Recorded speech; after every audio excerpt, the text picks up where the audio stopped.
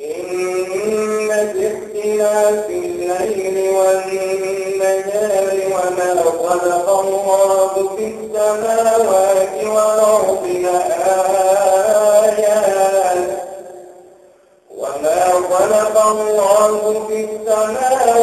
والأرض لآيات لقوم يتقون. إن الذين لا يرجون لقاءنا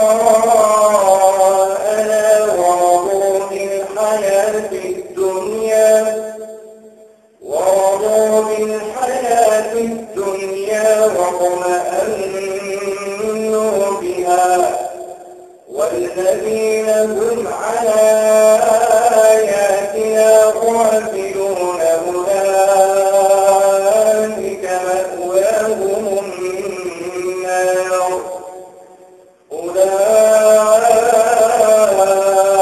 أولئك مأواهم النار بما كانوا يكسبون.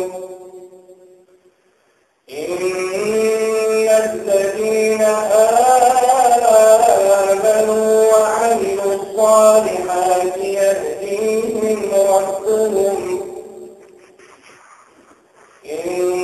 الذين آمنوا وعملوا الصالحات يهديهم ربهم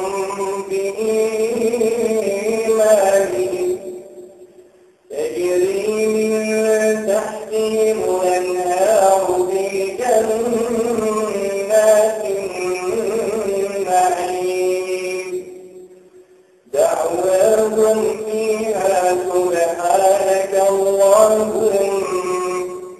وتحيتهم فيها سلام وآخر